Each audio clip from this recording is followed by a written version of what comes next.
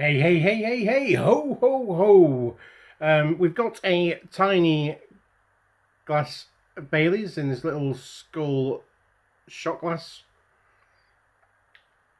We've got a mince pie, one of the last mince pies.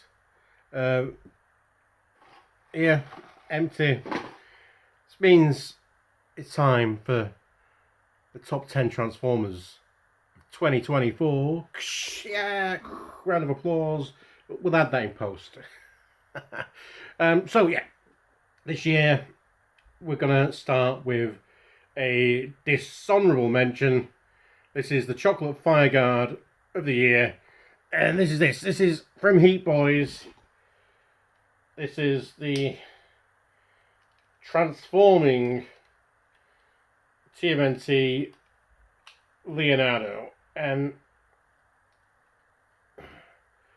from what I gather, from what reviews I've seen, all the actual Heat Boys, just when they just do the mech turtles that are just action figures, they're all fine. But this, when you have a company that's not used to making transforming figures and they do such a complex job, this thing just kind of turns itself inside out to become something that doesn't quite resemble the Turtle Wagon. And it just feels like it's now, after I've transformed it once, it's now got some really floppy knees and stuff. And whereas the hip joints are just solid, and bits just fall off. So, you know, his back end drop falls off, and the back of his shell explodes, like hangs loose. You know, we've all had that problem at that age.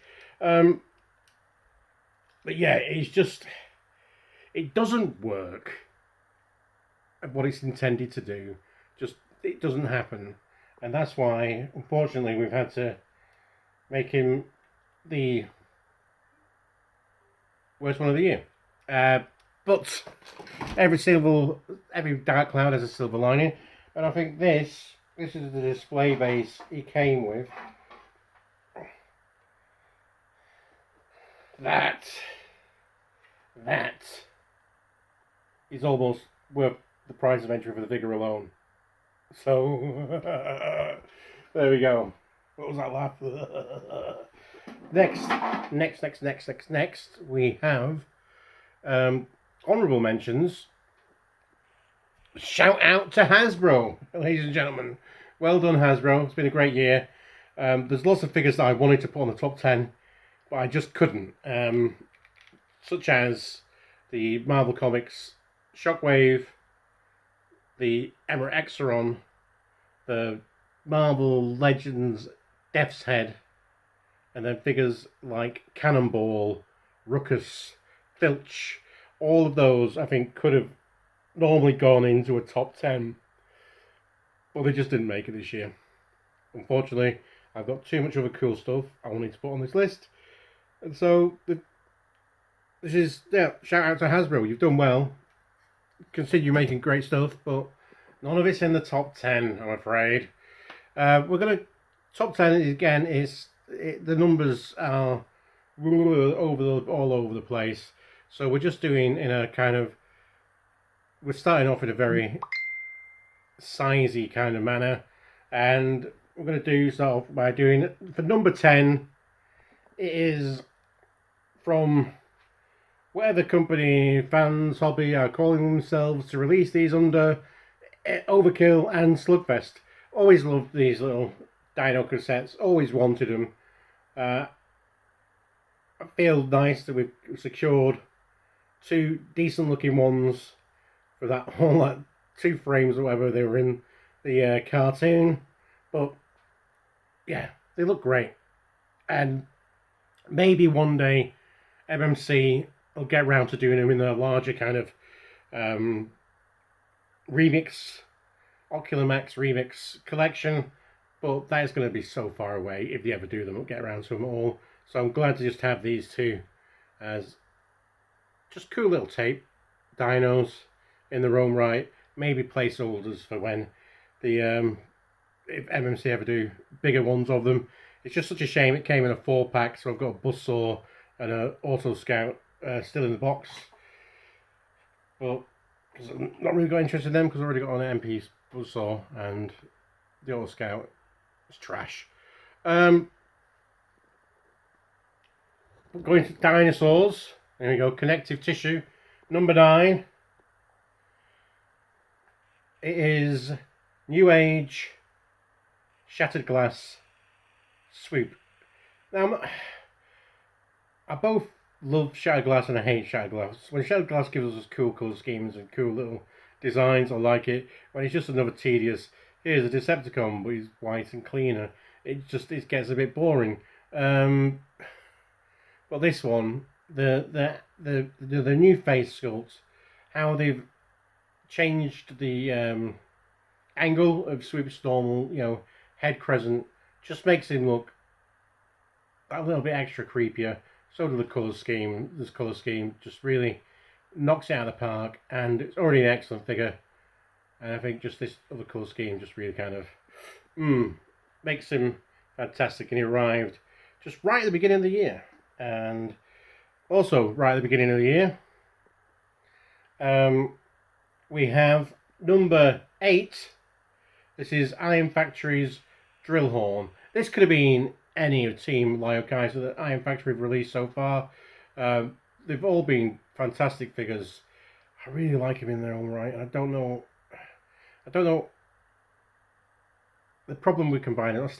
I'm gonna make a video about the problem with combiners because I'm looking at still all these other entries in here.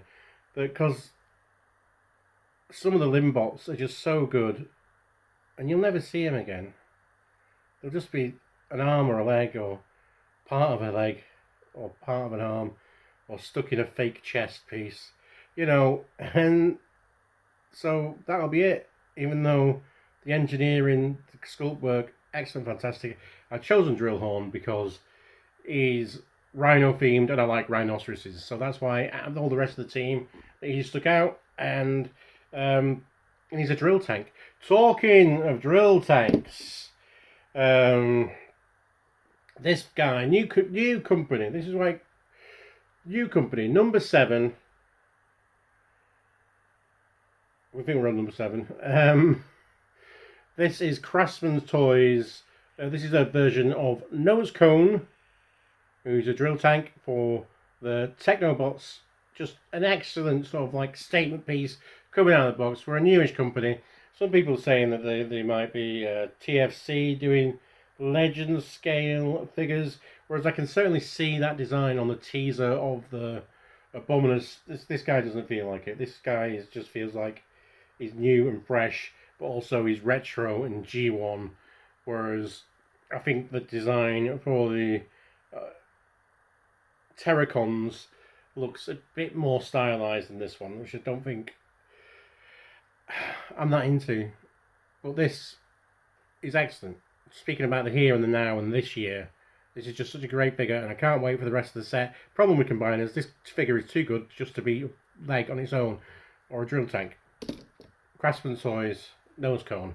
They've all got third-party Sunday names. I can't remember them.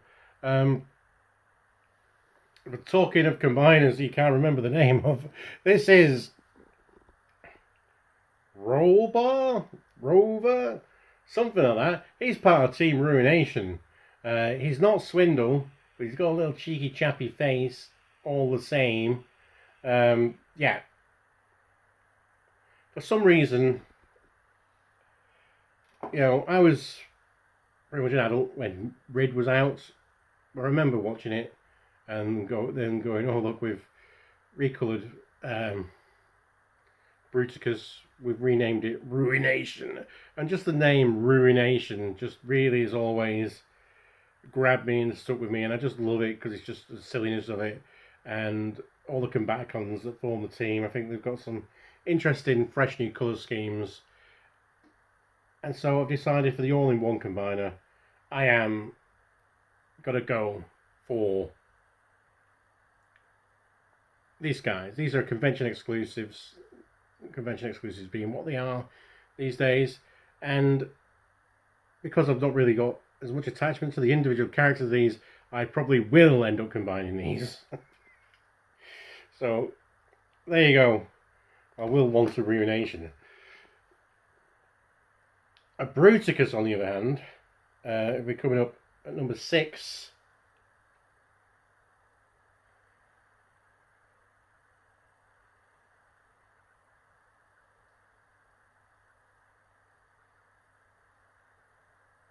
Give me a second. Let's just have a 10, 9, 8, 7. This is number 6. 5. Number 5 is Magic Square. Oh. Let's have some Remember Juice. Magic Square. It's Brawl. It's Brawl. Heavy Gunner, that's what they call him. And just how everything just cleans up from the transformation. I wish it was just a little bit heavier. If they could have had some like a bit of heavy diecast and stuff like that. But yeah, I know he's going to be used primarily is so he can combine. But I don't have any interest in combining this guy. He just looks so good. He's such a good boy. Why would you just make him a leg forever? No. It's just, oh, the face sculpt. The face sculpt that good. Why would you want to hide that away in someone's shin? No. Brawl.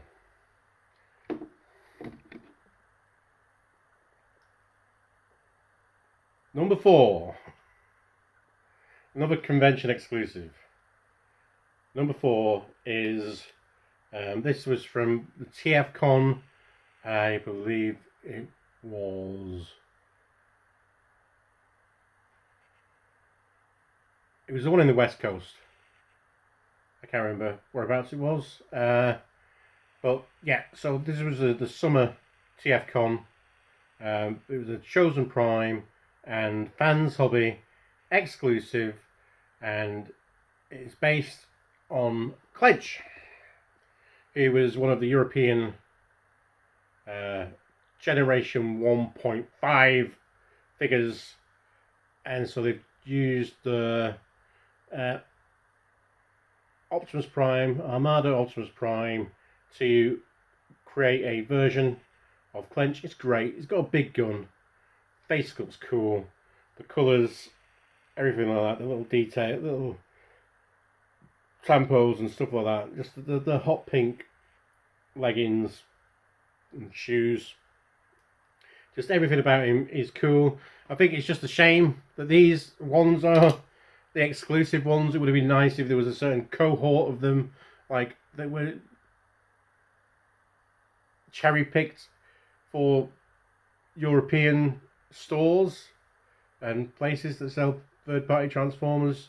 Because I just feel that it's always a hassle to try and get, because you need to like make sure the internet is aligned on a certain hour of a certain day when they go up for sale, because they're available obviously at the convention at the Chosen Prime booth, and they're available for sale at the Chosen Prime store, the shoppers within the US, and on Fans Hobby for shoppers throughout the rest of the world. So it's like you're getting some heavy competition to actually get some of these, and even though they are reasonably priced, but it's just the actual getting onto the internet on the hour that they're actually going to be dropping them and getting, clicking through to get your order done before they sell out with some of these. Some of them haven't been so bad. I don't think this one was that bad. I think it was a couple of days after. I really bought this. I was like, I'm fine not buying this. I'm fine not buying this. And then I saw someone post and said, oh, look at that. It's been on there for a couple of days and it's not sold out yet. I just FOMO got me, and I just had to get him, and I don't regret it. I do wish they'd put a bit more of the sparkle into the plastic. They managed that with the BotCon release, the BotCon where they took Universe Onslaught and made him into Clench. they managed to get some sparkle into the plastic, but here they haven't, so I wish they kind of got that in, but beggars can't be choosers, and we beg to get that, and we can. But yeah, please, if you're watching, Fans Hobby, make some of these what were European exclusive characters, make them available in Europe. That'd be nice. So with that, we're on to number 3. Fans Hobby again. This is a reissue, repaint slightly, different colour schemes, slightly lighter blue, all that type of stuff. This is the Double Evil. Oh, I've wanted a big, chunky, third-party Fans Hobby figure for a while, and I saw that this was getting re-released, and I just had to go for it. He's just so overbearing. He's an overlord. He is. He's got a commanding presence and a witch's nose. Yeah, so yeah, I'm just loving this guy. It's the biggest Transformer I bought this year. Not the biggest thing I bought this year, but the biggest Transformer for sure. And number 2, we like a redemption arc, don't we? We like a redemption story. And this is redemption through fuckery. This is the Black Mamba knockoff of Legacy Tarn. Now, those of you with a longer memory might remember that Tarn was my dishonorable mention last year, because the one after being hyped up this figure, when I eventually got him, mine was a floppy piece of mess. And so I was really disappointed. Ended up getting rid of him, selling him. And then we saw that Black Mamba was making a knockoff version of it. Everything is tight. The paint has got such a cool shine to it. There's parts, big, heavy, die-cast feet. I don't remember a Transformer who had quite as nice hand feel as this Tarn does. He's just so ergonomic, and I didn't really get that from the Hasbro thing, and they might have been what they were going for. Did he have open and closing hands? I'm not sure.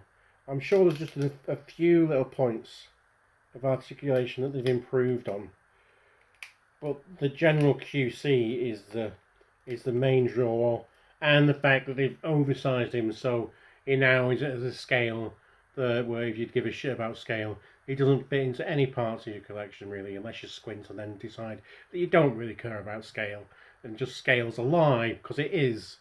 It's just, scale's just something people invented to make us buy more toys. Sorry. That's the way it is. It's just, if you want Tarn to be that big, that's how big Tarn is. And he's great. Sorry. Scale, people. So number one, and it doesn't even transform.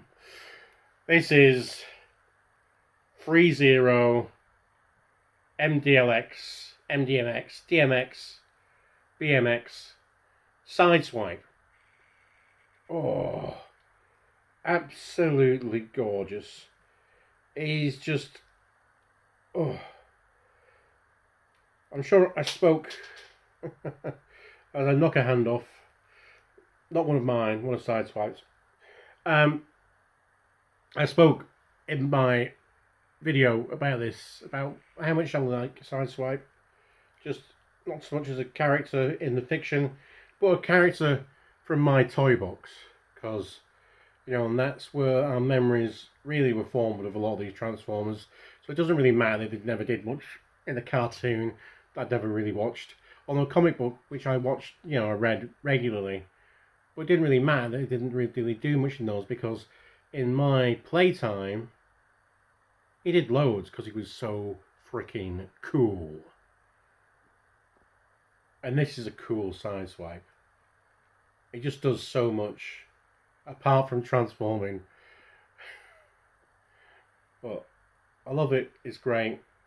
And if you're on the fence about these, I'd suggest you get off them. Yeah, and that's my top 20. I'm going to say of 2020. That's me living in the past. All this nostalgia. Of 2024. So without that, we'll just go raise the glasses. We'll also raise a glass to Blockies this year. What a hit they've been. Absolutely fantastic. Maybe next year we'll just do a top 10 Blockies, top 10 Transformers, top 10 Hasbro Transformers, top 10 Transformers that didn't come out this year that I bought this year. We could be doing top 10s for days, but you're just getting one this year. And I think I'm happy with my choices. Till then, Old Lang Syne and all that. Hope you have had a fantastic year. And on to better days.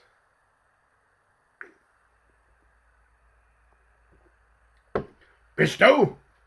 Fisto!